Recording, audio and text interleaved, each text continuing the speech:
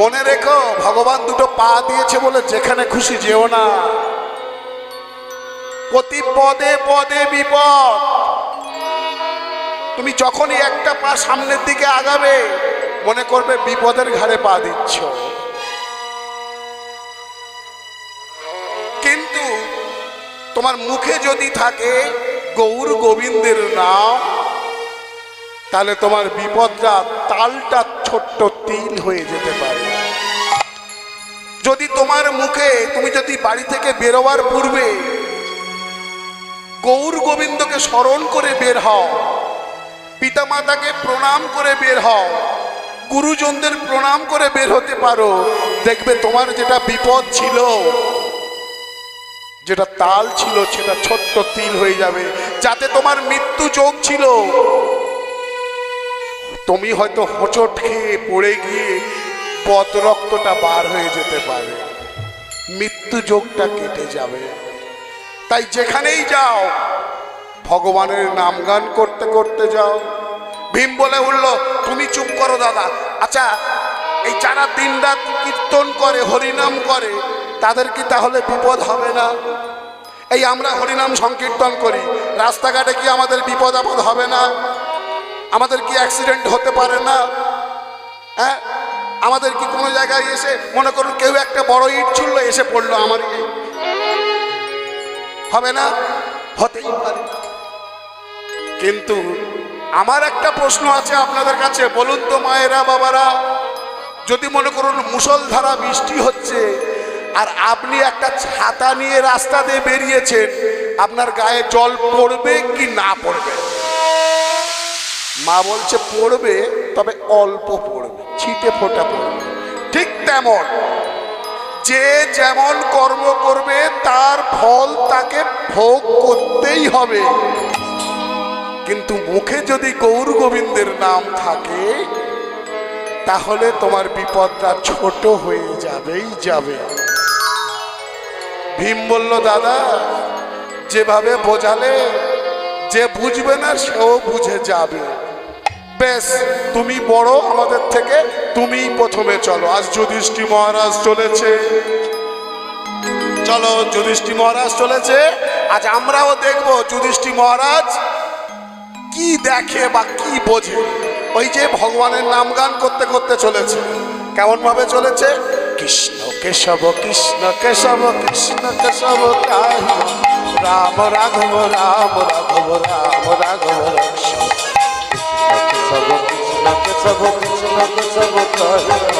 রাম রাঘব রাম রাঘব কৃষ্ণ কেশব কৃষ্ণ কেশব রাম রাঘব রাম রাম রাঘব কৃষ্ণ কেশব কৃষ্ণ কেশব কৃষ্ণ কেশব রাম রাঘব রাম রাম রাঘব কৃষ্ণ হে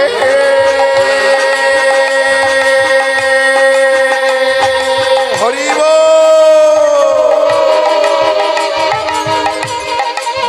কৃষ্ণ হে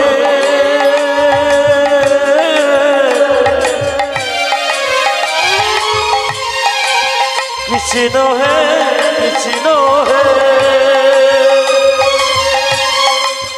কৃষ্ণ হে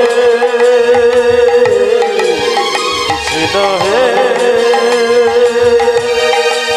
কৃষ্ণ হে কৃষ্ণ হে কৃষ্ণ হে কৃষ্ণ কেশব পাহি মম রাম রাঘব রক্ষম কৃষ্ণ কেশব পাহি মম রাম রাঘব রক্ষম। আজ যুধিষ্ঠির মহারাজ চলেছে হস্তিনাপুরের রাজপথ ধরে। কৃষ্ণ কেশব কৃষ্ণ কেশব কৃষ্ণ কেশব পাহি মম রাম রাঘব। আস্তে, ওখানে কি হচ্ছে ওটা? না না, ওদিকে তাকাবার দরকার নেই, ওদিকে তাকাবার দরকার নেই। এইটা বুঝতে পারে না বলেই সংসারে এত অশান্তি। ওখানে বলতে মানে এই রাজপথ দিয়ে হেঁটে হেঁটে যাচ্ছিল যুধিষ্ঠির মহারাজ আস্তে আস্তে। হস্তিনাপুরের রাজপথে অনেক মানুষ এক জায়গায় ভিড় করেছে। তাই দেখে যুধিষ্ঠির মহারাজ দাঁড়িয়ে গেছে। কি ব্যাপার, ওখানে অত লোক কেন, কি হয়েছে? সবাই বলছে বাঁচাও বাঁচাও করে ঠেলে উঠেছে। এবার বুঝতে পেরেছেন, এই বোঝাটা ঠিকঠাক থাকলে সব মিল ঠিক থাকবে। কেউ কেউ বলছে মহারাজ একটা হাতি বেরিয়েছে। এই যে এই খুকি, এই হাতি দেখেছিস? হাতি হাতি, আচ্ছা হাতির বলো কটা লেজ, বলো বলো বলো কটা লেজ? কোথায় দেখেছো? চিড়িয়াখানাতে। হাতির লেজ কটা? একটা লেজ। আচ্ছা দুটো চোখ, পাঁচটা পা, চারটে পা। কত বছর আগে দেখেছো? এখন দেখবে কোন পাঁচটা হয়ে গেছে। আচ্ছা ঠিক আছে, চারটে পা, দুটো বড় বড় কান, আর সুর কটা? একটা। কিন্তু এই হাতিটার দুটো সুর, উনি ঠিক দেখেছে। আচ্ছা হাতির কোনোদিন দুটো সুর হয় কেউ দেখেছেন আপনারা? এ জগতে হাতির দুটো সুর হয় না, কিন্তু আজ রাজপ্রাসাদে ওই রাজপথে যে হাতিটা বেরিয়েছে তার হচ্ছে একটা মাথা কিন্তু দুটো সুর। তাহলে একটা রহস্য আছে। ফিরে যাব, শ্রীকৃষ্ণ আসবে, জিজ্ঞাসা করব দুটো সুর কেন। ব্যাস, যুধিষ্ঠির মহারাজ ফিরে আসছে। ভীম চলেছে, সে যেমন আমার মতো, আর গদাটাও নিয়েছে, তার যেমন শরীর তেমন চলা।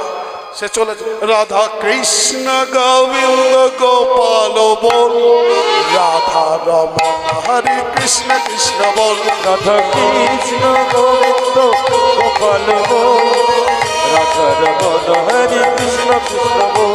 রাধা কৃষ্ণ, রাধা কৃষ্ণ। আস্তে আস্তে।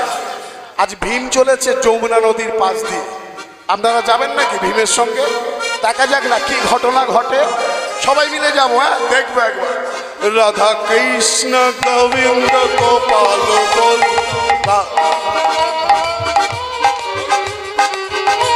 শুধু গেলে হবে না, ভীমের সঙ্গে সঙ্গে বলতে হবে। সবাই মিলে এদেরকে বন্ধ করে দেবো, আপনাদেরকে নিয়ে চালু করবো। রাধা কৃষ্ণ গোবিন্দ গোপাল। ও মা কি সুন্দর করছো গো, এমনটা যদি জানতাম মা গো, এদেরকে নিয়ে আসতাম না। অনেক টাকা দিতে হয়, কমিটি যা দিচ্ছে এরাই সব নিয়ে নেবে। কমিটি বলে দিয়েছে বাবা আপনি বাবাজি মানুষ, আপনার বেশি পয়সা করির দরকার নেই, অল্প দেবো, এরাই সব নিয়ে নেবে। আমি যদি জানতাম আপনারা এত সুন্দর তালে তালি দিতে পারেন, আপনাদেরকে নিয়েই কীর্তন করতাম, পয়সাটা তো বেঁচে যেত আমার। রাধা কৃষ্ণ গোবিন্দ গোপাল বল, রাধা রমন হরে কৃষ্ণ কৃষ্ণ বল। রাধা কৃষ্ণ গোবিন্দ গোপাল বল, রাধা রমন হরে কৃষ্ণ কৃষ্ণ বল। তোরা কৃষ্ণ কৃষ্ণ বল, তোরা রাধে রাধে বল। রাধে। তোরা কৃষ্ণ কৃষ্ণ বল, তোরা রাধে রাধে বল। তোরা কৃষ্ণ কৃষ্ণ বল, তোরা রাধে রাধে বল। একবার রাধে রাধে বল, একবার কৃষ্ণ কৃষ্ণ বল, একবার রাধে রাধে বল, একবার কৃষ্ণ কৃষ্ণ বল।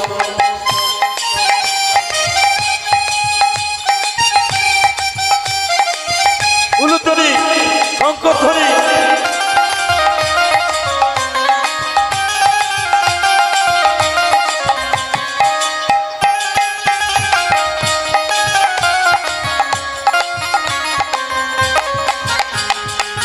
কিন্তু ওটা কি দেখা যাচ্ছে?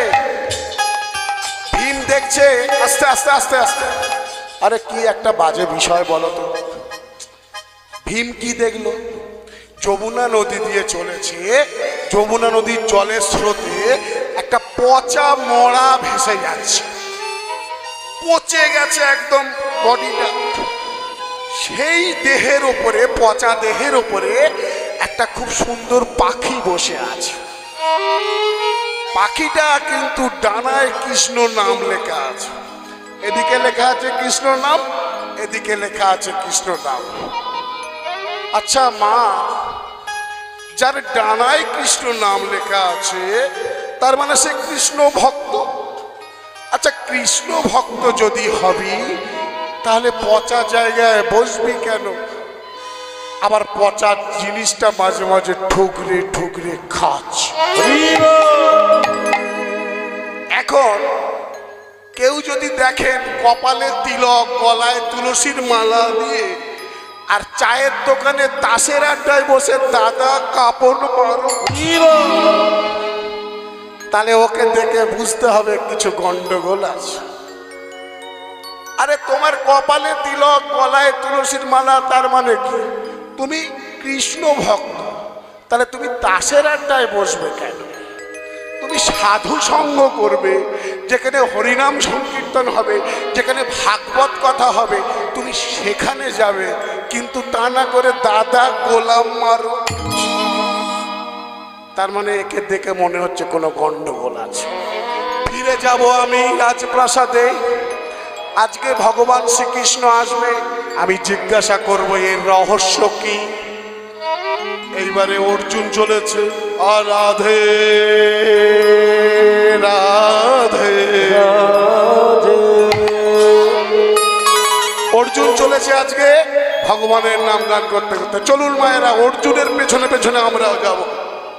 গিরিধারী বল তোরা, রাধে রাধে বল তোরা, গিরিধারী বল তোরা, রাধে রাধে বল, গিরিধারী বল তোরা, রাধে রাধে বল, গিরিধারী বল তোরা, রাধে রাধে বল, গিরিধারী বল তোরা, রাধে রাধে বল তোরা।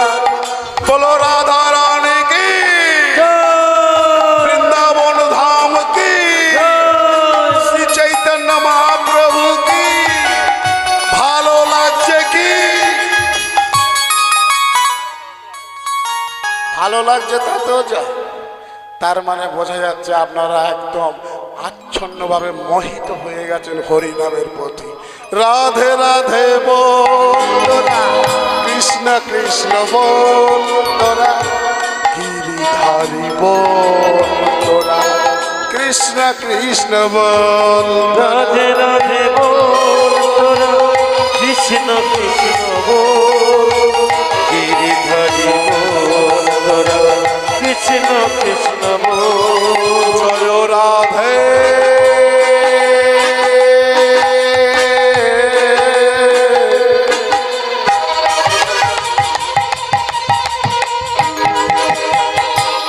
রাধে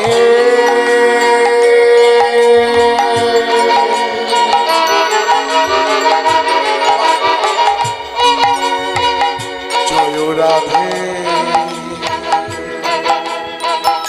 জয় রাধে। ওখানে কি হচ্ছে? ওটা অর্জুন দেখছে একটা গাভী মাতা সবে সদ্য একটা বাছুর প্রসব করেছে।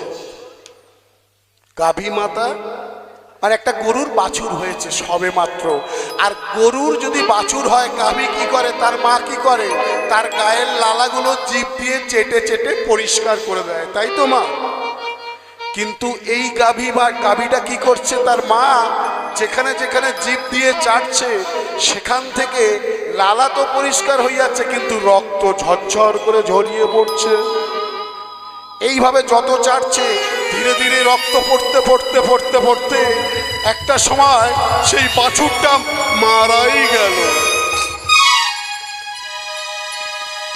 অর্জুন মনে করলো এ কি মারে,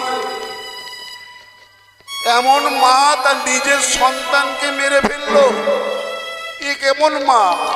কিছু একটা রহস্য আছে। ফিরে যাব আমি রাজ দরবারে, ফিরে যাব। ভগবান শ্রীকৃষ্ণ আসছে, আমি ভগবান শ্রীকৃষ্ণকে জিজ্ঞাসা করব এ কেমন দৃশ্য, এ কেমন মা তার নিজের সন্তানকে সে মেরে ফেললো। ফিরে গেল অর্জুন। এইবারে চলেছে কে? ও মা, তাহলে 5 ভাই হয়ে গেল তো? ও মা, 5 ভাই হয়ে গেছে? হ্যাঁ, মা বলছে হ্যাঁ হয়ে গেছে। আমি যদি বলি একটু কীর্তন করবো, যদি বলি ছেড়ে দেবো দে, তা আমি বলি মা সবেতে তুমি যদি হ্যাঁ দাও তাহলে তুমি কি করছো? বলে কি করো, বাড়িতে এত আত্মস্বজন এসছে, ঘুমাবার জায়গা নেই, তাই এখানে এসে বসে আছে।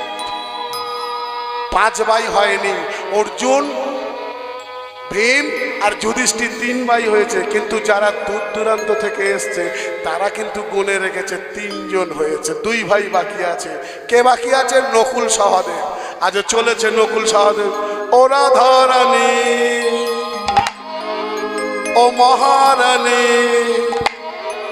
ও রাধারানী মহারানী, কৃপা করো না, বৃন্দাবনে আমার তুমি নিয়ে চলো না। রাধারানী মহারানী কৃপা করো না, বৃন্দাবনে আমায় নিয়ে চলো না। রাধারানী মহারানী, রাধারানী কি আমায় তুমি বৃন্দাবনে নিয়ে চলো না। ও রাধারানী মহারানী কৃপা করো না, আমায় তুমি বৃন্দাবনে নিয়ে চলো না। রাধে, সবাই মিলে রাধারানী মহারানী কৃপা করো না, বৃন্দাবনের পথে আমায় নিয়ে চলো না। রাধারানী, ও মহারানী, কৃপা করো না, কৃপা করে আমায় তুমি বৃন্দাবনে নিয়ে। রাধারানী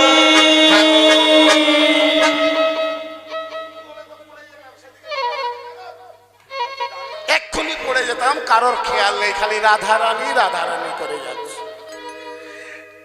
নকুল দেখলো এক জায়গায় 6টা পর মা কুয়া খোলা আছে, গভীর কুয়া। এখন 6টা কুয়া আর একটু হলেই পড়ে যেত, রাধারানীর নামে এমন বিভোর হয়ে গেছে। 6টা কুয়োর মধ্যে দেখা যাচ্ছে পর 4টে কুয়াতে জল আছে, পরিপূর্ণ জল আছে, 2টো কুয়াতে জল নেই। এটা কেমন হবে মা? আচ্ছা, এক জায়গায় যদি পাশাপাশি 3-4টে কুয়া খোলা হয়, জল থাকলে সব সমান থাকবে, না থাকলে একটাও থাকবে না। কিন্তু এখানে দৃশ্যটা আলাদা, 4টে কুয়াতে জল আছে, 2টো কুয়াতে জল নেই, তাহলে কোনো একটা রহস্য আছে। ফিরে যাব, সহদেব চলেছে। ও রাধারানী মহারানী, কৃপা করো না, কৃপা করে আমায় তুমি বৃন্দাবনে নিয়ে চলো না। রাধে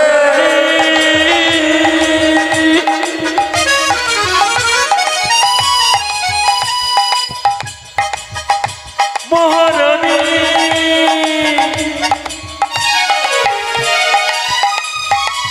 রাধারানী কৃপা করো তোমরা, রাধারানী কি মহারানী কি কৃপা করো।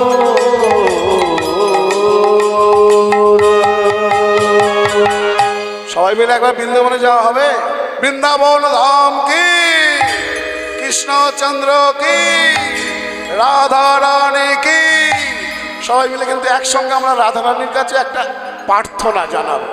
তার কৃপা ছাড়া কৃষ্ণ প্রাপ্তি সম্ভব নয়। দেখেছো তো, যেখানেই আছে উনি আছে। দেখো, এরম ভাবে যে দাঁড়িয়ে থাকবে তার পাশে একজন থাকবে, ওনার কৃপা প্রয়োজন। সবাই মিলে এই যে, ও রাধারানী মহারানী, কৃপা করো না, কৃপা করে বৃন্দাবনে নিয়ে চলো না। রাধারানী মহারানী, রাধারানী মহারানী, কৃপা করো তোমরা, বৃন্দাবনের পথে তুমি নিয়ে চলো না। রাধে ও মহারানী, রাধারানী মহারানী, কৃপা করো না, বৃন্দাবনের পথে নিয়ে চলো না। নকুলের গান, সহদেবের গান থেমে গেল। কেন থেমে গেল? একটা বড় পাহাড় থেকে একটা টুকরো অংশ ওপর থেকে গড়িয়ে গড়িয়ে পড়ছে, একটা গাছে পড়ছে, গাছটা ভেঙে গুড়িয়ে যাচ্ছে, যার ঘরে পড়ছে ঘর গুড়িয়ে যাচ্ছে, কিন্তু হঠাৎ করে দেখলো একটা ঘাসের ডগায় লেগে পাথরটা থমকে গেল। এত ভুতুড়ে কারবার, অত বড় একটা পাথর একটা ঘাসের ডগায় লেগে থমকে গেল কেন? রহস্যজনক ব্যাপার। আমি ফিরে যাব, শ্রীকৃষ্ণচন্দ্র আসবে, শ্রীকৃষ্ণচন্দ্র আসলে তাকে জিজ্ঞাসা করব কেন। চলো আমরা সবাই মিলে এখন রাজ দরবারের দিকে তাকাবো। কি সব মাধব গিরিধারিলা, কেশব মাধব গিরিধারিলা,